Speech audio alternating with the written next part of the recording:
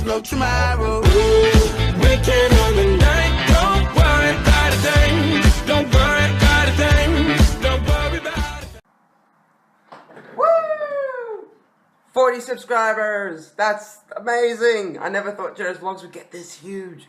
That's a whole 40. That's one more than 39. Wow, that is crazy. What? That's 20 times 2, 10 times 4. What the heck? That's amazing. Welcome to this special edition, Jera's vlogs. Q&A. Let's get this started. So, essentially, what I asked is everyone who wants to ask a question. I posted a Facebook post yesterday. Ask me any question you would like. And I got 13 questions altogether in the end. So, yes, ranging from all my friends all around the world. So, shall we get to the questions? Jane, who do you look up to, / who is your role model to you? Very good question indeed. There are a lot of people who I personally inspire to be who I want to be. But if I had to pick someone who I look up to as my idol, you know, I've got many, many passions. Everything from, you know, crystals to aviation. If I had to pick one person, that person would be Donald J. Charlie Sullenberger. Most of you have probably heard of him. He is the US Airways Flight 1549. Back in 2009, he landed in his Airbus A320 after it was struck by Canadian geese in America. In New York, he landed on the Hudson River and saved 155 people. Essentially, that's not the reason why I idolize him. The reason I do is because of his life, of what led up to that moment of saving all those people. I'm currently reading his book. A few years back, he wrote a book, and I'm currently halfway through it. I'm actually almost at the end, but it's a really great book. Even if you're not interested in aviation, it's a really great read. I would recommend it to anyone. It essentially goes into his life and what led up to that moment on that fateful day when the birds, you know, flew into his engines and he had to land on the river.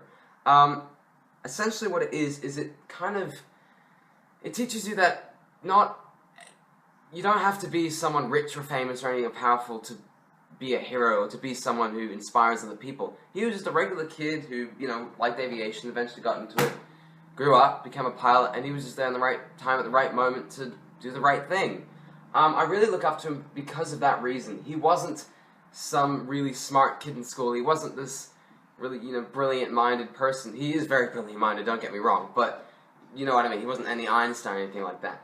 But he did such an amazing thing and such an amazing job, which just really inspires me to see that anyone can do that. Anyone can be this person if you just push towards your passion, what you like and what you love to do.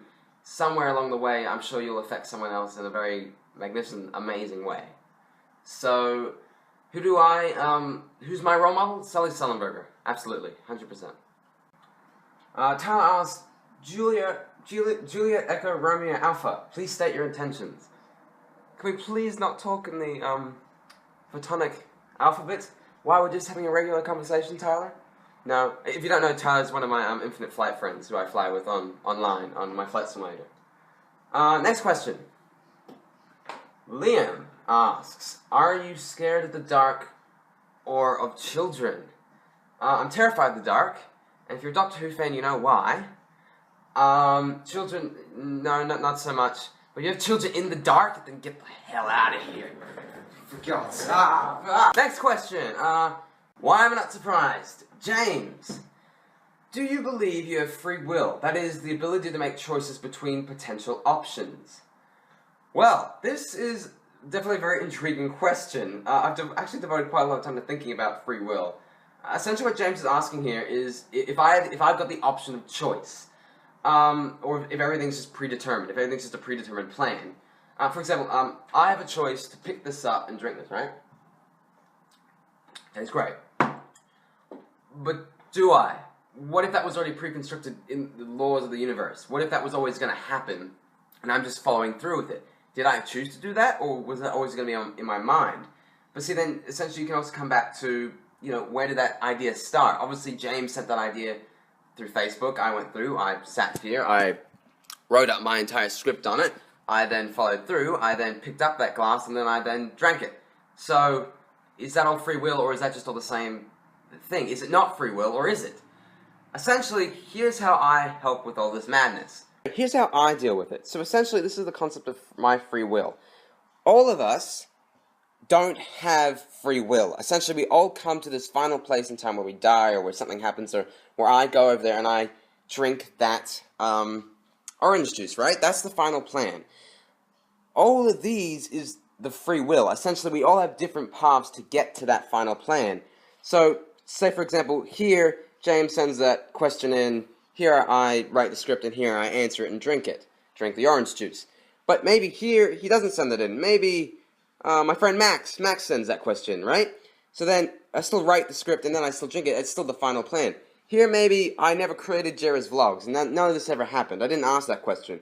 But still, on this time, on this date, I still eventually ended up drinking that orange juice, because that's the final plan. That had to happen still. So, to answer your question, James, yes, I do think we have free will in a sense, but I don't think it's free will in total. I do think there is that final plan where you die or where something happens or where you drink that orange juice. So, yes. In that context, yes, I do think we do have free will, but we don't have an entire free will. So essentially, in a quote, to sum it up, all roads lead to Rome. Our next question comes in from my friend Clive, who lives up in the Philippines, actually. I asked him through the flight simulator. Is Australia awesome? No. Hashtag Jericho for life. No, I'm just kidding. It's Australia. Well, it's a pretty average country. There's no wars, terrible government. I don't know why we still haven't legalized gay marriage. I don't know what's happening with that. Yeah, so, you know, pretty average country. Nothing special.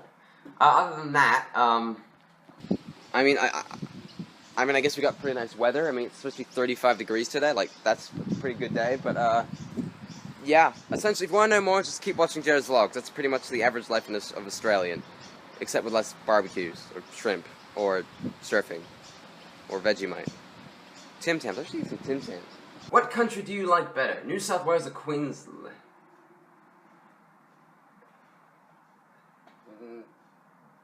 No, you do realize that New South Wales and Queensland are states, right? They're not,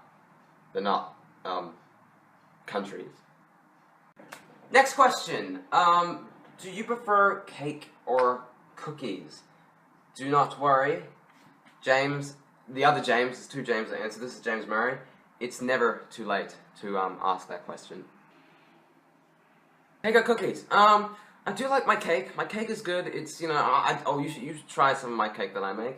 But do I prefer eating cake or cookies? I'm more of a cookie kind of guy. You know, you get smaller ones, they're more portable. You can, like, put them in lunch boxes and things like that. And you can take them out and, like, picnics. Cake gets a bit big and heavy, and, you know, cookies, there's so many ways. You get your raisin, you get your chocolate chip, your white chocolate chip, tons. Well, I guess got the same with cakes as well.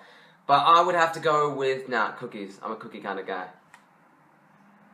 Next question. This one comes in from Lily. What/who do you inspire to be/do? Another nice, big, heavy question. Always like answering these ones. Alright, my answer? Someone influential. I want to be someone who's changed someone else's life for the good. Not starting any wars, like, not that kind of influence, not Hitler influential. I mean, in a positive sense. Someone that's changed, even just for one person, someone's life, to do something that has seriously altered their life for the good. I don't want to be just this random guy who lives, whatever, and dies off and has never done anything for the planet, or, you know. I want to do something that is influential. So, who do I inspire to be? What do I plan to do? To do that, I have got no idea. But I've got some time to think about it, and I'll work something out. So, yeah, you just wait. I'm going to be that influential guy. Thanks for the question. Moving along. Egan comes in with, how long will you contoon? Maybe I should do a geography and, grammar lesson on Jera's vlogs one day. Yeah, that'd be a good idea. How long will you continue the vlogs, and why did you start? Well, I started about 8 or 9 months back. My very first video, called The Beginning, or something like that, It's very, very cheesy. Oh, I still watch back on that. I think that's my most viewed video, actually, and my most liked. I think it's like 9 or 10 likes now. But, yeah, a whole lot. I follow this guy called Wheezy Waiter, Craig Benzine. He is an amazing... He used to do vlogs, actually, before he started doing just comedic kind of little YouTube videos. He really inspired me to start the vlogging. I've followed him, his channel for like about 3 years now, and he's just the best. He's really funny. He posts videos every day or so, so he's the one that really inspired me to do it. And you also know some of my styles are kind of off his. He's kind of inspired me to go kind of in that direction. But yes, Craig Benzine, look him up. Wheezy Waiter. He inspired me to start the vlogs. How long will I continue?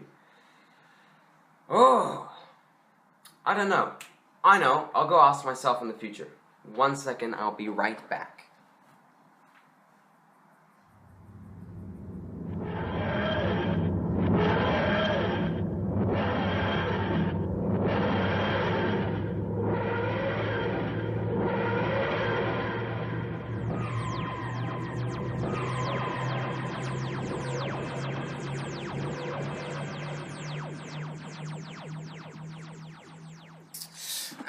Alright, just go back from the future, just ask myself. Apparently, I finished making these vlogs in the year 3621.